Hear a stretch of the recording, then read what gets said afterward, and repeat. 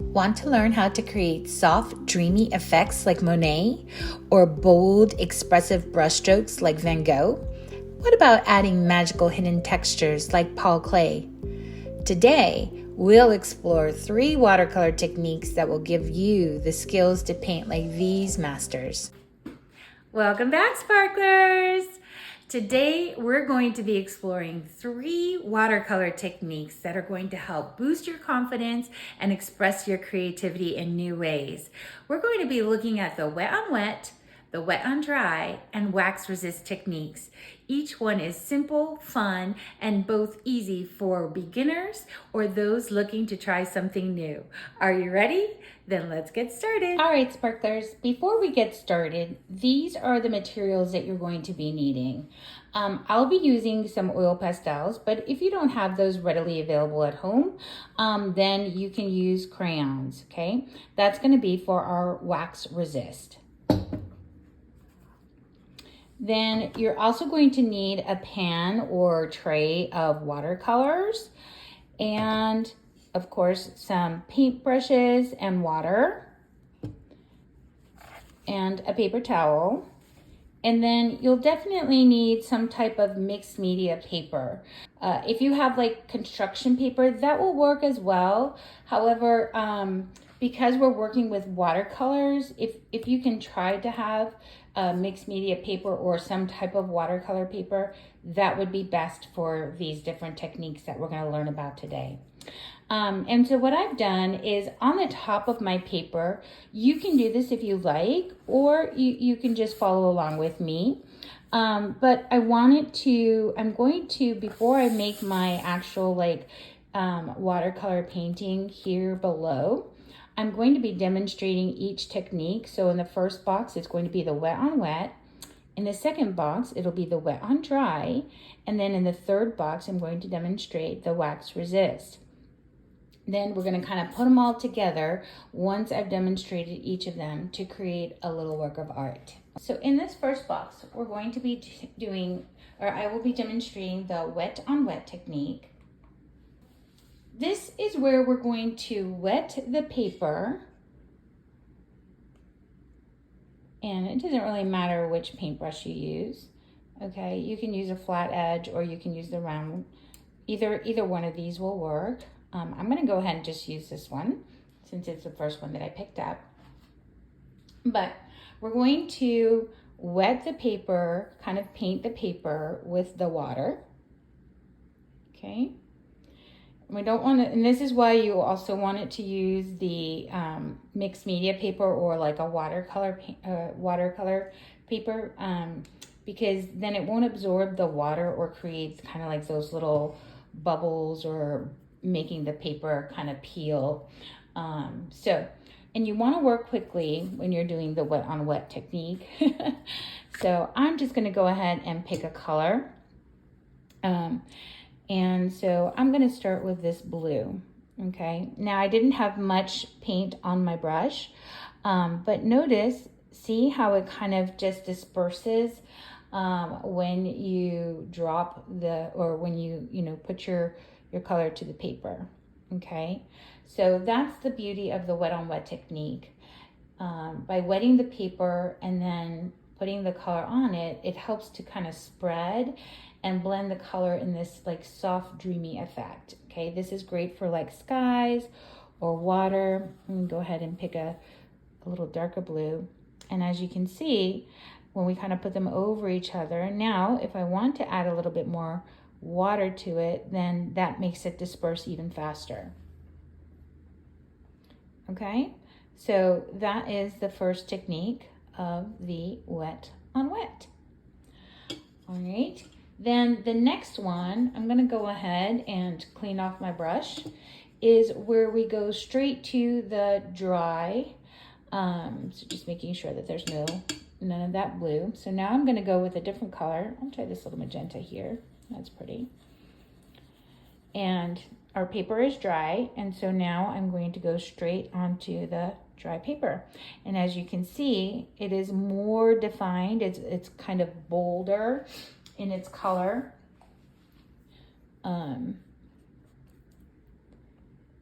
and I have more control, right? So now I'm making my lines. So you can see, and I can make them thinner or thicker. I can grab as much paint as I want to by wetting my brush instead of the paper. And oops. And as you can see, then the color is a little bit more bold and expressive. And then the third one is the wax resist. And so this is where you can either use white or black oil pastel.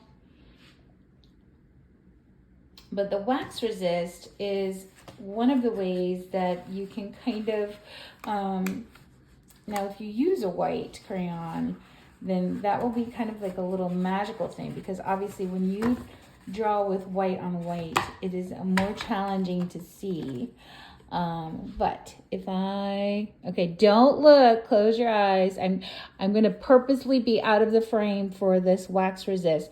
But what I'm doing is I'm using a white oil pastel. You can use a white crayon if you have it. And I'm going to make a little symbol in my third box, but I don't want to show you what it is.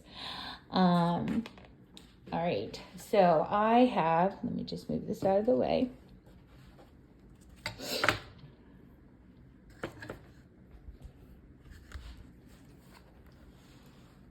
All right, so now my third box is in the frame, and I am going to go ahead and clean my brush. And I'm gonna pick, maybe I'll do red this time. And as I am painting, you can see something is popping up in the frame. So there you have it.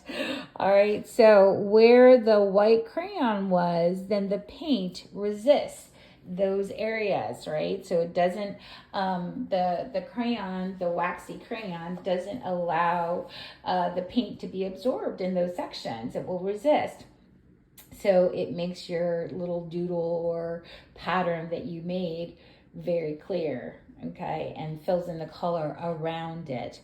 So it's kind of like a little magic in your painting. All right, so there are different benefits to each of these. All right, so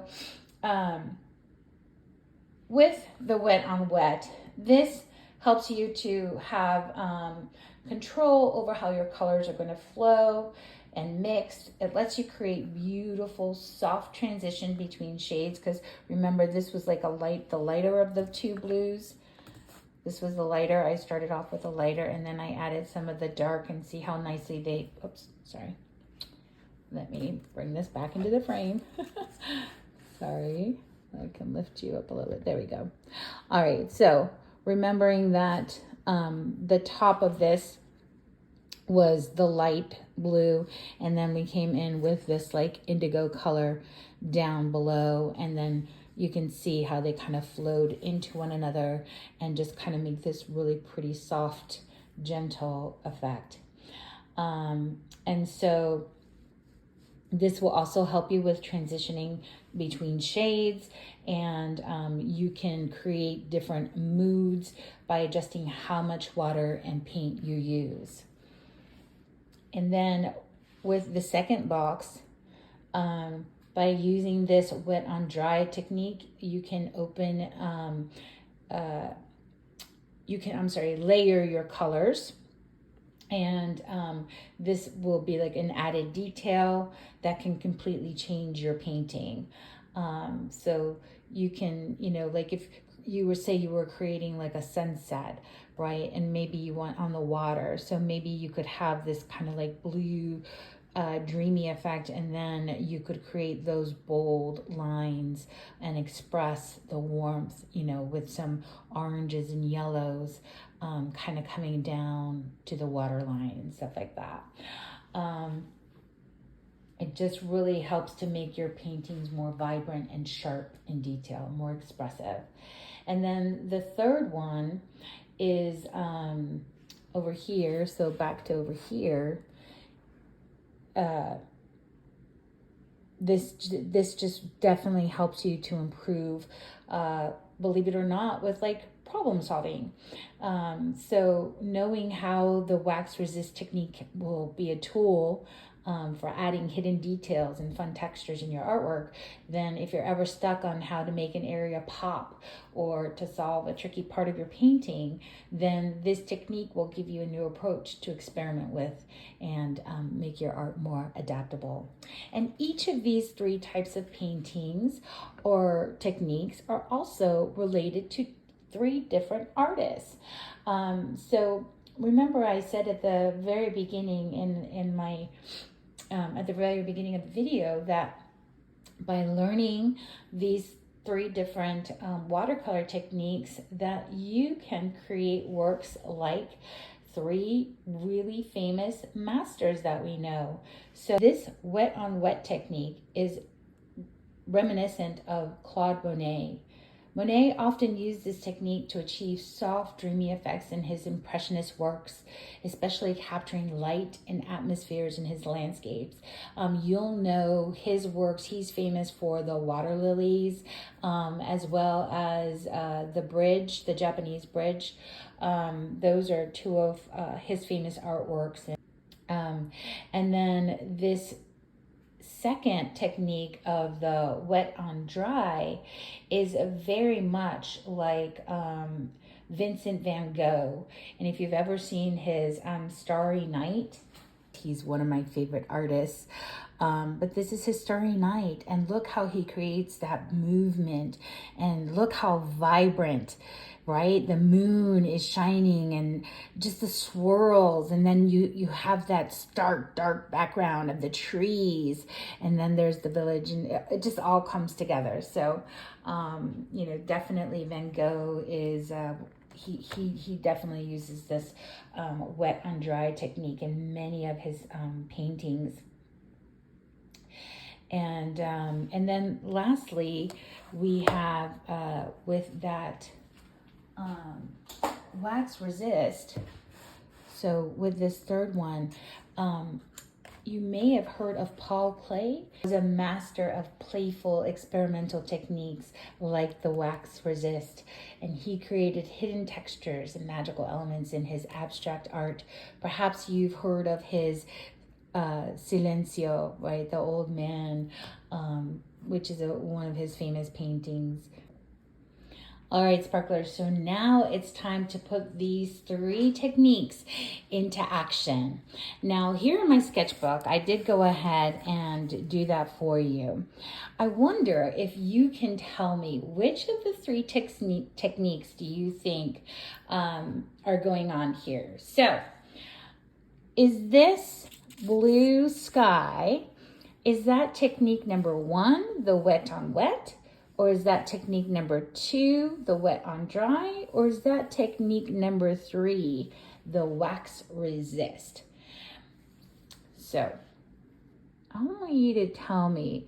Maybe you can put that in the comments. You can say what you think. Is it a 1 or a 2 or a 3?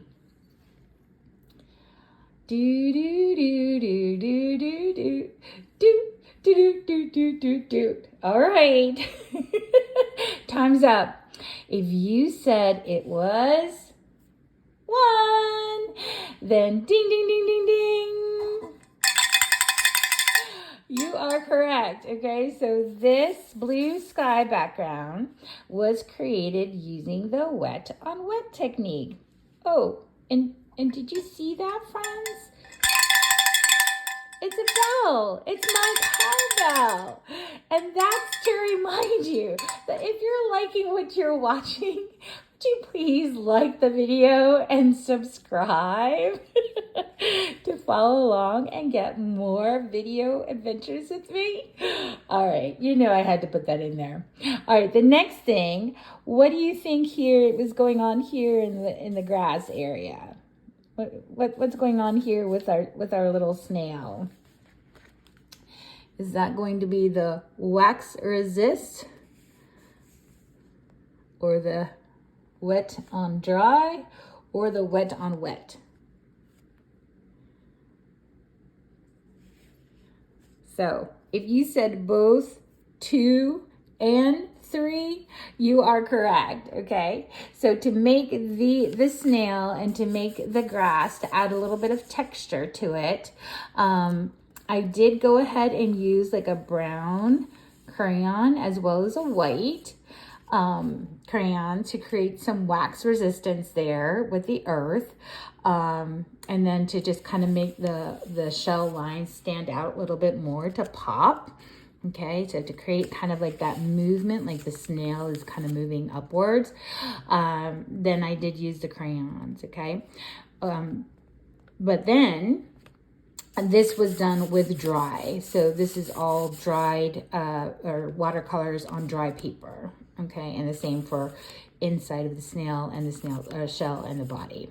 Okay, so that's a little example that I did in my sketchbook. Oh, and then here was a little bit of a wax resist for the sun. So I did use kind of a yellow gold oil pastel to create the sun in the sky. Okay, so there's a little example of how to use the 3 different techniques. I am going to go ahead and this time around, I'm going to make the bottom part of my paper that wet on wet. And, oops, didn't clean my brush very good. Now, if that does happen, you want to very quickly go ahead and kind of dab it up with a paper towel. And I'm probably going to have to go ahead and clean out my water before I try this, because if I try to soak that up with clear water, you want to remove any further of these lines, you'll want to go ahead and make sure you have clean water. So I have to pause the video because I need to change my water out and clean my brushes. And then I will come back and we will work on creating a work of art using the 3 different techniques. All right, so I've decided that I would like to create some type of water scene. So I am going to go ahead and use a blue oil pastel. You could use a crayon if you had it. And I want you to think about what you want to do. So this is just going to be my little creation off the top of my head. But I do want to create some water lines. So I am going to go ahead and kind of make that line there. So that's going to be kind of my horizon line, if you will, and that's going to separate my ocean, which is going to be the bottom scene, and then my sky, which will be the top. And so the next thing that I'm going to do is I would like to kind of create, I think I'm going to leave this dry since that kind of, I wasn't able to kind of pick up all that red color. So I definitely need my blue to be really vibrant. So I'm gonna go ahead and just pick up my paint from my palette with my brush. Okay, now something that you can do to activate your colors is you're welcome to spray them with a spray bottle, or you can just do like I'm doing and load, have your brush that's wet and then load your paint like that. And then, I'm just going to kind of press it into that like crayon area, and it's okay if it goes a little bit above the line. But the reason that I'm not just like doing a stroke and the reason that I'm pressing it is because I want it to be like waves. I want it to look like the water, and water is not just flowy, like it's got ripples in it and things of that nature, right? And in some places, as you get down towards the bottom, it's going to get darker in color, and so maybe what I'll probably do is add a little bit more water to lighten up the colors up here. And then just go darker and add that darker color below. And the reason for that is because remember, where the light touches, then that's going to be a lighter color. And I know that these are things that we'll probably talk about in a different video, because today we're just talking about these different techniques. So if you want to learn about value, which is the light or darkness of a color, then you'll want to check out my birch tree video, because that's on value. And you'll learn how to create lightness and shades, or tints and shades, what we call tints and shades.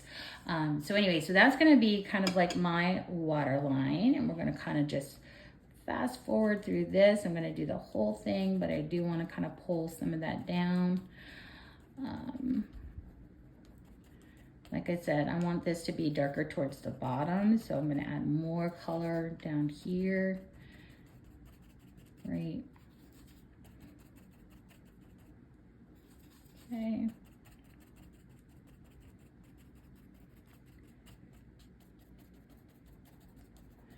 And more water to the brush up in here, because we want it to be lighter towards the top.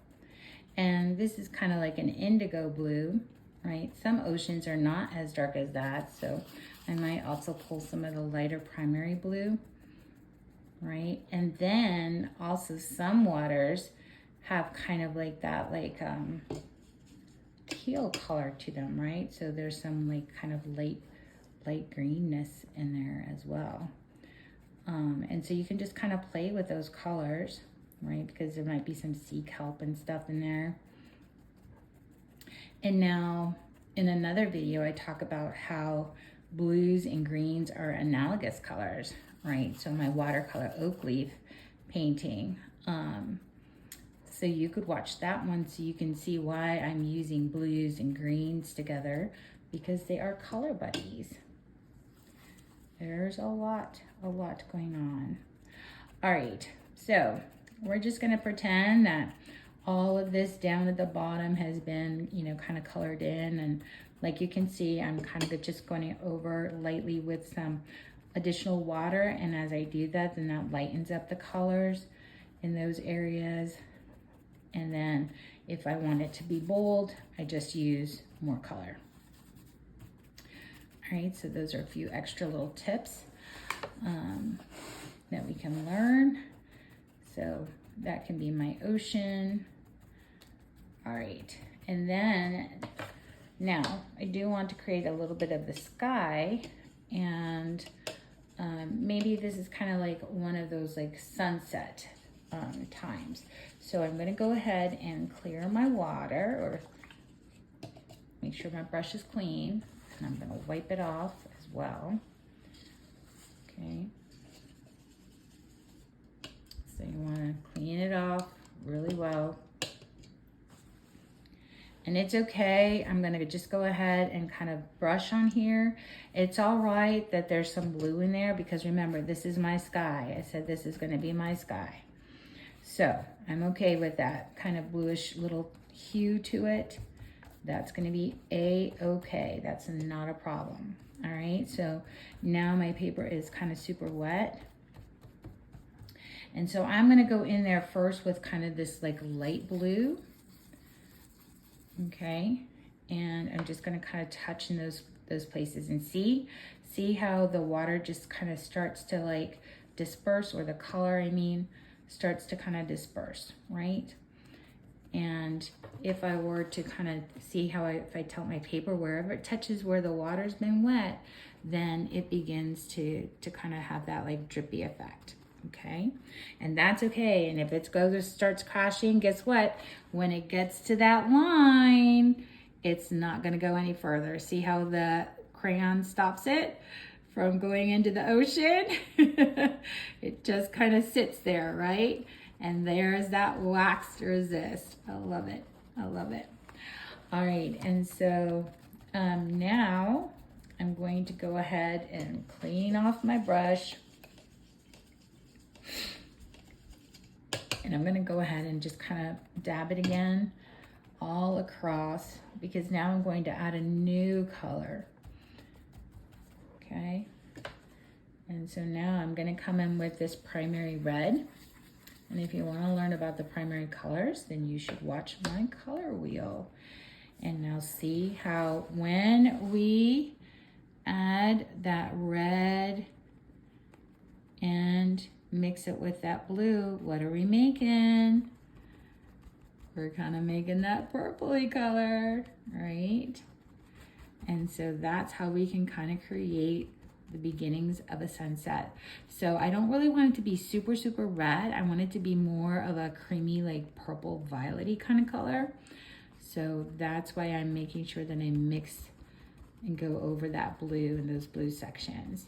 Okay, and that's going to be my, oh look, some of it did drip into the ocean, and that's all right, because that's truly what happens, right? When the sun starts to set and those colors start to blend in together, you do kind of get those little drippings. And so I'm also gonna come in with this like orange color. And now orange and blue are complementary colors, and red and the orange are analogous colors. But I'm using that orange because, again, this is kind of like a sunset hour. So it's not going to be super yellow, super vibrant and white, but you do want to be careful because as you can see, I'm starting to make some brown, okay? So I really want more of that orange to go with the red and not so much with the blue. So there we go. So go back in, okay? So all you have to do is if you're starting to see a color that you really don't want, right? I really want it to be more of the orange and not brown. So then I cleaned off my brush and cleaned it off, made sure I got off the color.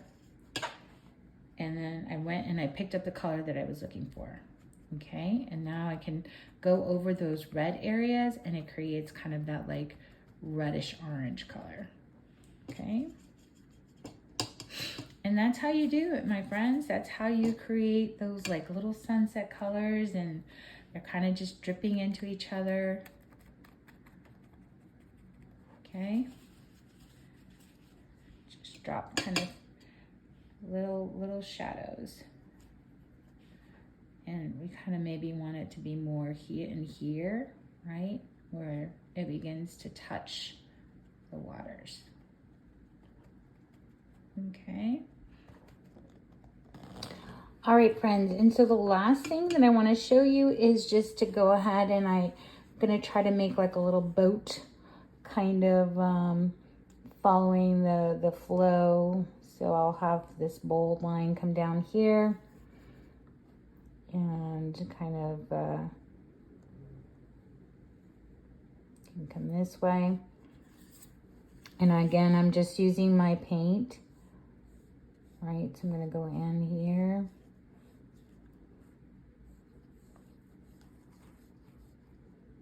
With it.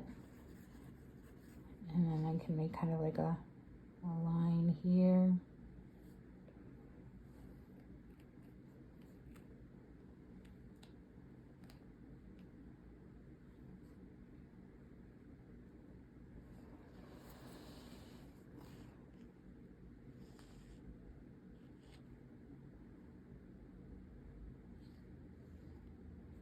And there you have it. So now we have some expressive, and I can just kind of go ahead and create kind of like a little shadow under here of where the boat is on the water. And voila, there we have our 3 techniques in play. So I hope that you will share pictures of your creations using the wet on wet, the wet on dry, and the wax resist today. Thanks for painting with me today, sparklers. We've explored 3 fun watercolor techniques: creating soft, dreamy effects, layering vibrant colors, and adding unique textures. With these new skills, you'll have more confidence to express your creativity in exciting new ways. And if you want to continue your watercolor journey, then be sure to check out our Color Wheel Lion or Watercolor Oak Leaves videos. See you next time, sparklers. Bye for now, friends.